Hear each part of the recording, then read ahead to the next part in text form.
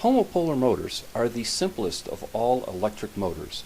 While their low torque and low efficiency make them poor choices for actual use, their adaptability and ease of construction make them perfect for technology demonstrations and science projects. This video will explain how they work and everything you need to know about constructing any of a number of different types of motors, as well as techniques for overcoming many of the problems these unique devices can have. A homopolar motor is a motor where the current always flows in the same direction, as opposed to a normal electric motor in which the current periodically reverses or is commutated during every revolution. When the armature is placed on top of the battery, current flows out of the top, down the sides, into the magnets, and back into the battery, completing the circuit.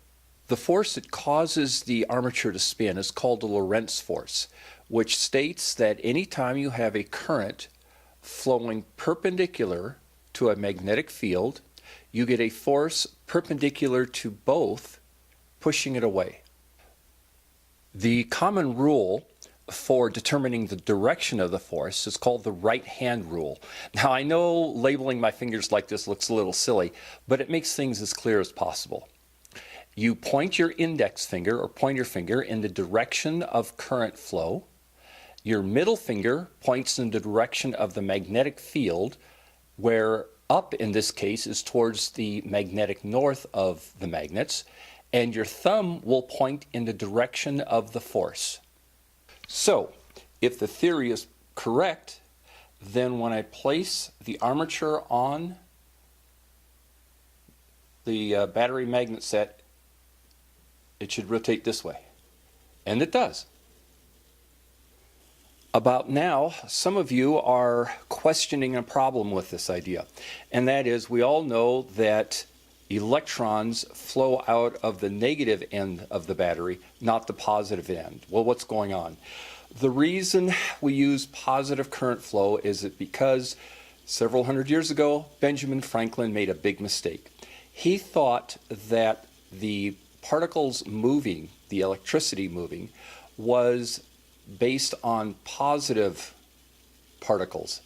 We later found out that it was the opposite that was true. It was electrons with a negative charge that were moving. But by that time, all of the physics books have been written, and it had become so dogmatically instilled in the culture of physics that even though positive current flow isn't the reality, they kept the rule. I personally think that there's another prejudicial effect in order here, because it's a right-hand rule and most of the people in the world are right-handed. And that's how they work.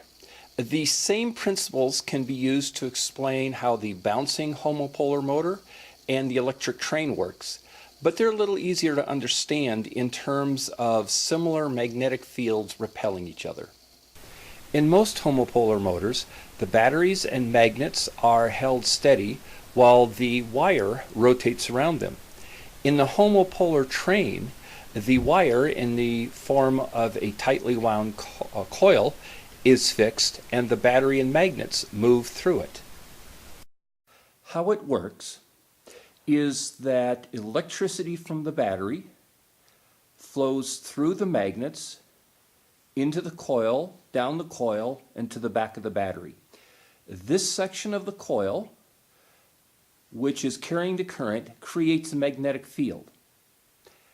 These magnets are set up so that they're opposing each other. In other words, this is the south end, and this is the south end. This is a north end, this is a north end.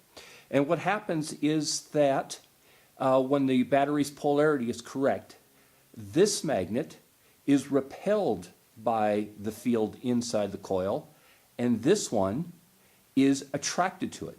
So it moves along by being pushed forward or repelled by the front magnets and attracted or pulled by the rear magnets.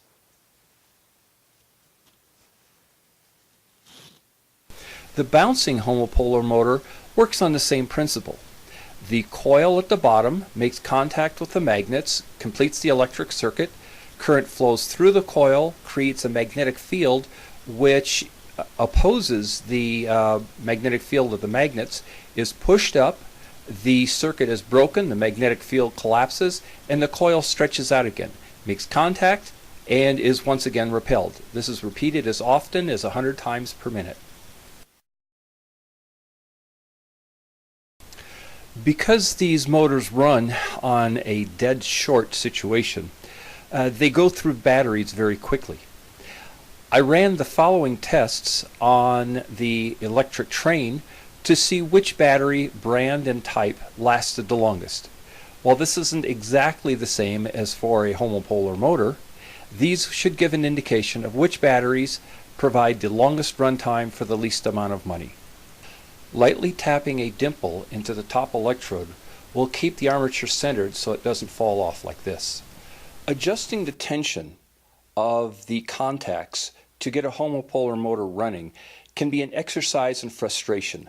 A little too hard, there's too much drag, it doesn't go. Too little pressure, and you won't have good contact and won't run. If after fighting for a while, not being able to get it to run, try this. Instead of forcing it to run on the dimple you created in the top electrode, move it off to the side, and many times that slight change in angle will give you just the contact you need for it to run smoothly. The wire used to create the armature needs to be stiff enough so that it holds its shape as the RPMs build up. For compact designs like this, 18 gauge copper wire works well. Larger armatures like this one work better if you drop down to a 16 or even a 14 gauge, which is quite a bit thicker and more stable. Using a stack of magnets like this creates grooves in which the armature wires can rub, and because the drag is increased, may actually stop it from working. A better solution is to use a single monolithic magnet, such as this. When selecting your magnets, it's helpful to get the highest N rating possible. Super magnets are rated according to their N strength, which is related to pulse strength or magnetic field strength. Usually they start at around N35 and go up to as high as N52. Try to use the highest N rating possible. Because neodymium magnets are so powerful, they have three really big problems. First, they are powerful. I have seen them pull other magnets and pieces of metal through the air as far away as 12 inches. They can cause painful pinches, and worse still, because they're brittle, they can break. Also, they're very fast. You can be bringing two together, and quicker than your muscles can react, they can grab each other and slip out of your hands to slam together. So treat them with respect. Straight-sided armatures like this one, with the vertical arms as close to the battery as possible, are the easiest to make and get aligned, and they also run the fastest. Bending the bottom contacts to fit the contour of the magnets will help keep the armature running true. Twisting the side arms in a spiral like this makes for a much more entertaining display, but it also makes the contact at the bottom a little trickier to set up so that it runs smoothly. Because of this, these tend to run a little slower. The top wire has to be carefully centered on the coil and should be cut at an angle to create a sharp point. Otherwise, it may walk out of the dimple. Larger motors, such as this, benefit from using a ruler or even a drawn design to keep their shape as symmetric as possible.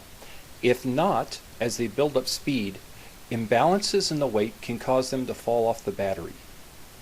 I had a lot of trouble getting this heart-shaped armature to work well because I couldn't get the balance set so that the bottom of the armature pressed against the magnets hard enough to create a good contact. I expected similar difficulties with this non-symmetric design, but actually it worked much better. In most homopolar motors, the magnets and battery are held steady while the armature moves.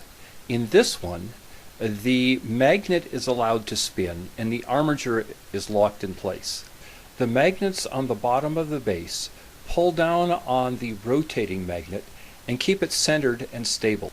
Moving the base magnets will cause the rotating magnet to tilt, allowing it to be adjusted for optimum contact with the armature.